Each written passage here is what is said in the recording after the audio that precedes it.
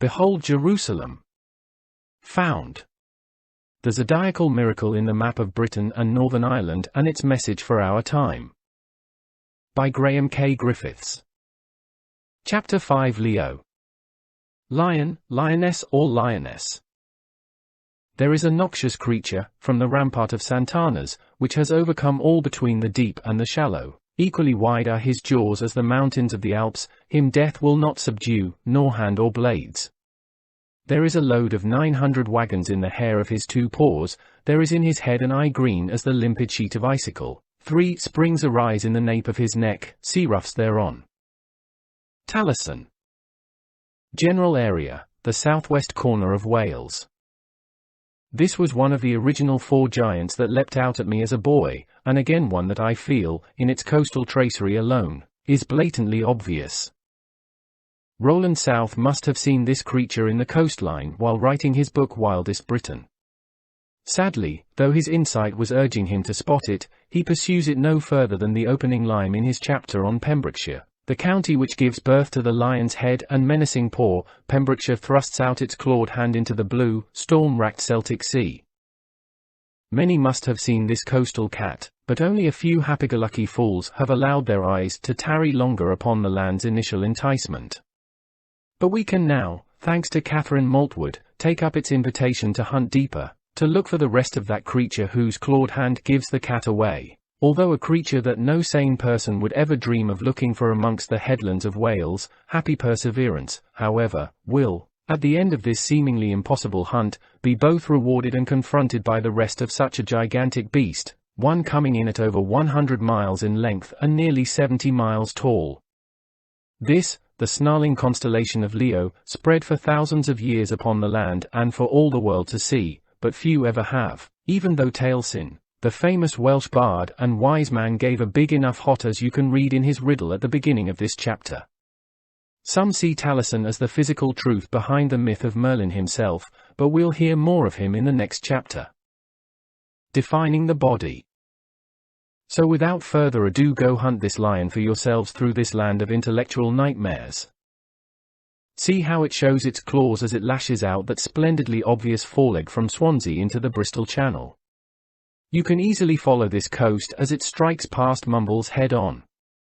The elbow to that barbed paw. Count the claws, picked out and spiked by Oxwich Castle, Porteenan Point, Worm's Head, Bury Holmes and Whiteford Point. Thorn-like in the middle of the paw is the standing stone known as King Arthur's Stone. The coast along Llanryddian Sands gives a contour line to his upper foreleg until the River Locher takes over, and finishes the job where it crosses the M4. Then the river, together with the A48 to Carmarthen, delineates the proud chest. Carmarthen marks the start of the neck, which is to be drawn by the River Tywee and the coast of Carmarthen Bay. The place name of Red Roses charmingly marks the throat. The start of the lower jaw begins at Tenby, and again we need only follow the coastline to its chin at St. Govan's Head, from where we tumble through those curled-back lips of St. Anne's Head and Sheep Island, and into that mother and father of all snarls, that gaping tooth-filled mouth of Milford Haven Water. From St. Anne's Head it's still the coastline which defines him, so around the nose of Wooltack Point we go and onto the rolled-up skin of that snarling muzzle, from St. Bride's to Broad Haven. His forehead is well lined by St. Bride's Bay. His eye, by the way, would guess is around Rockadudwell Mountain, although on my map, this place unfortunately lacks Taliesins. Green limpid sheet of icicle, frozen pool, which may have glinted in the sun in his own time. That said, perhaps in winter there is still some well or pool here that freezes over in honor of the bard's song. As with the Glastonbury and Preseli Zodiac, this lion seems to wear a crown of sorts, and the overall likeness to these other 2 is, think you will agree, quite remarkable. The crown of Albion's Leo is tipped at 2 points at the front by St. David's Head and at the rear by Stumble Head. St. David's Cathedral must be the jewel within it. From Fishguard, in Taliesin's sea-roughed nape of his neck, do 3 springs arise here too. The coast northwards cleanly cuts his back until it curls into the River Dyfi to start drawing his hindquarters and rear left leg. As we pace out the neck, an interesting observation. It seems that those famous blue stones of Stonehenge were originally quarried in the Preseli Mountains, here on the nape of his neck. Indeed, the location for these stones, which were thought to be magical, is at the very end of Virgo's, the Earth Mother's big toe. It's as though she's saying, "Look, here they are, your mystic blue stones." Likewise, she may be alerting our attention to Preseli's own zodiac, which these same mountains have wrought for an equally mystical purpose. Follow now the Dyfi to Semis Road, where we'll pick up the A470 to Careswells. From here follow the River Montgomery through Newtown to Dolpha, where the B4355 will take us around Silfesti Hill to Fellender. At Fellender head south on the unmarked road to join the B4356, follow this southeast to Knighton. Here allow Offers Dyke to lead you, for it admirably digs out the rest of the leg down to Kington. Now take the A4111 to Willesley, where we then zigzag down on the B4352 to Kingstone. The underside of that left hind paw begins here. From Kingstone, cut across country to Pontrelas, where the A465 takes us to Llanfihangel Crucorni on the front of the paw. Most interestingly, this same place marks the heel of Virgo's foot. From here it is again good old Offers Dyke, which draws the front of this left hind leg, and which at the same time draws the calf muscle of the Earth Mother's right leg. Deft economy of line. Stay in Offers Dyke to Hay-on-Wye. Here, a little artistic license. Take a line northwest through Newchurch and head across country until you run into the junction of the A44 and A481. Now go to Crossgates on the A44. I feel it should be Cross Legs, for it is here that the Earth Mother's leg actually crosses the Lions. Stay on the A44 to Raider, where we'll use the unmarked road past the Craigcock Reservoir to pick up the Dyfed, Powys borderline as far as Pant Mawr. This completes the left hind leg, but before we move on it is worth noting that the River Dove runs down this rear leg through the aptly named Golden Valley, not a bad name on this most golden of sun signs. Let's now do the underside of his belly. Starting at Raider, follow the River Wye southwards to where it shortly connects to the stream that flows into, or out of, the Caboncock Reservoir via Elan Village. Follow this stream to the reservoir and curl with its shape to where the River Clairwen meets it. But from here another little cheat, for we must go as the crow flies over the mountain of Drygorn Vower to the village of Abergwesin. At Abergwesin follow the unmarked road along with the River Irfan down to Llanted Wells, taking the A483 to Landovery, followed by the A4069 to Langadog and Bryn Aman. Then it's the A4068 to Gurno and the Swansea Valley, where the River Tor will glide us all the way to the sea and that lashing foreleg. Finally the right hind leg, start at Abergwesin, where we'll travel down the country road to Beulah. The A483 to Bilth Wells, and A470 to Irwood gets us to the Paw. We then take country roads from Irwood to Crickerdown and curving on round to Feelinfash on its toe. We continue the underside of the Paw by heading to Lyswen, where it's more unmarked country roads to Paynes Castle. Is there an injury to this paw too? Bryngwyn. Glascombe, 100 House, Newbridge-on-Wye, and finally to Raider and a pint of best bitter. But have we dug out a lion or a lioness? Lion, lioness, or even lioness? In all three Earth zodiacs, Leo seems to lack a prominent mane. Indeed, is it a lion at all? To add a touch of Eastern spice to such a thought, we find that the Babylonians knew this same constellation as the Great Dog. So could that strange crown shape upon all three lions of Albion be no more than a pair of large flapping dog's ears? Thus Leo becomes deciphered, through the Babylonian way of seeing things, as a large hound. For me, though, this lack of a prominent mane prompted first a thought of a lioness, which then slipped off my tongue as lioness. Now there's a thought. The disappeared realm of lioness has, for generations, tempted men to wonder where it might have been prior to that terrible night when the waters submerged it. Could this corner of Wales be that sunken legendary land, sunken not beneath the waves after all, but rather only beneath the surface of our defunct mythological memory? Romantics, however, have always favoured somewhere off the Cornish coast as being where Lyoness once was, assuming that the Isles of Scilly are all that's left. But look northwestwards on a clear day from a North Cornish beach and you may glimpse out there, in the blueness, this Welsh lioness, her chin less than 50 miles away as the gull flies. So close enough for a lioness, do you think? Perhaps not. However, this Welsh lioness theory gains curious ground when we hear how the lion was, in ancient times, associated with flooding. To hear more we must take a stroll along the banks of a rising river Nile. It was at the enlightened time when the ancient Egyptians saw the Nile as an earthly reflection of the Milky Way, that they noticed that the lions of the desert places would quietly slink into the valley of the Nile to escape the dry season.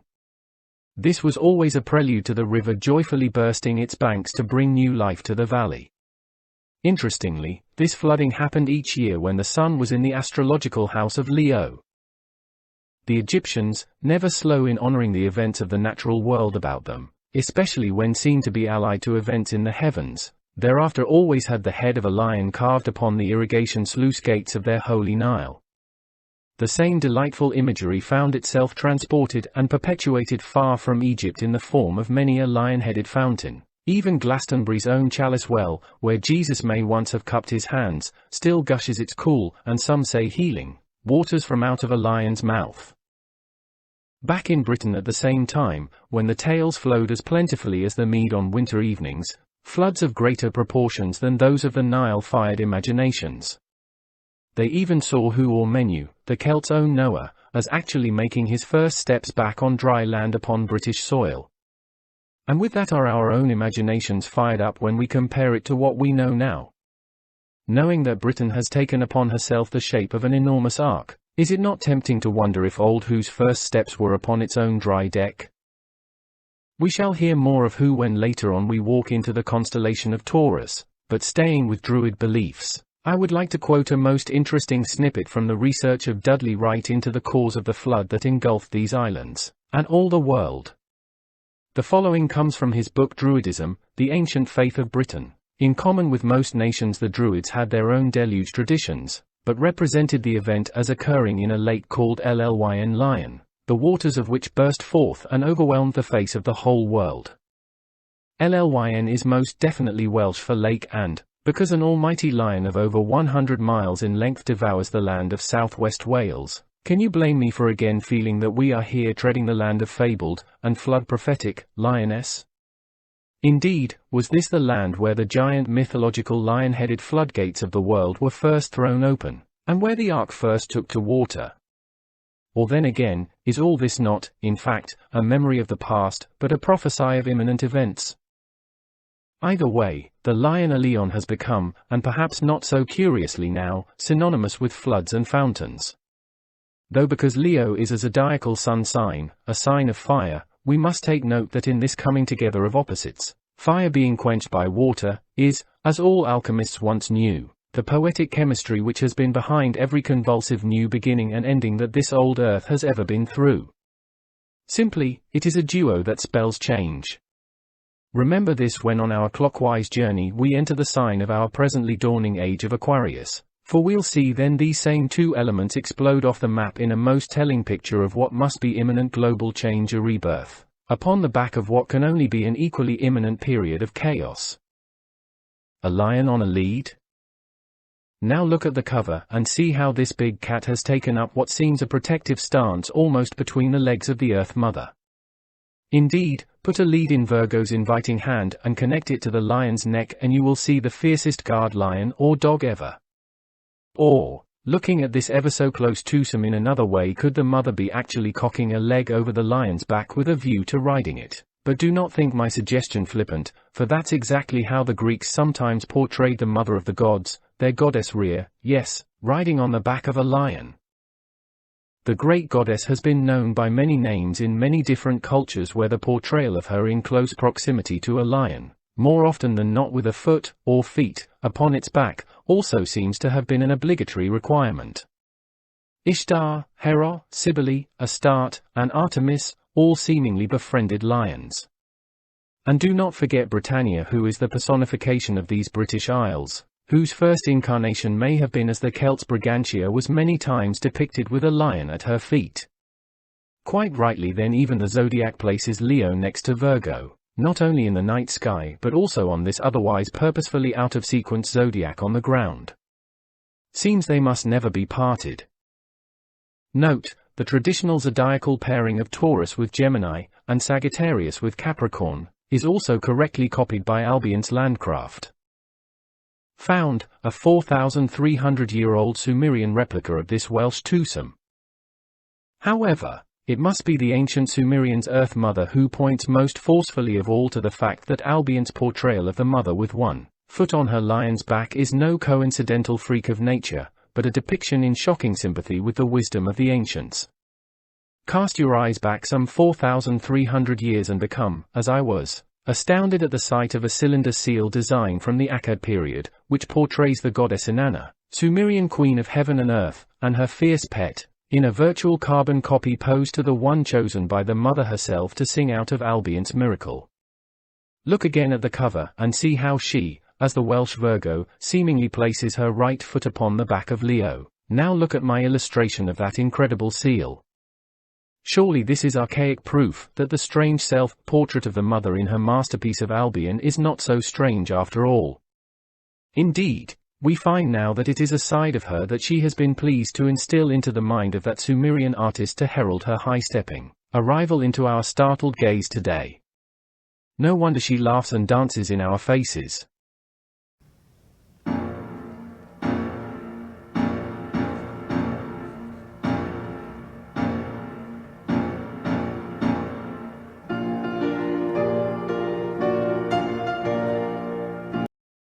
And Baring and Jules Cashford, in their wonderfully informative book The Myth of the Goddess, where I found the above bombshell of a photo, shine a light into the many faces of the mother. In their text relating to Inanna, there is a very lovely description of how the Sumerians saw her. Their green one, we learn, was clothed in heaven and crowned with the stars. Around her neck was a rainbow and her girdle was the zodiac. Is this not pure unadulterated Albion? Now, venture with me northward so that you may meet this very lady, the ultimate green one, who has in her bridal gown of all Albion literally clothed and girdled herself in heaven and its zodiac. Truly she is the queen of this heaven now brought down to earth. Prepare now to dance the jig of life.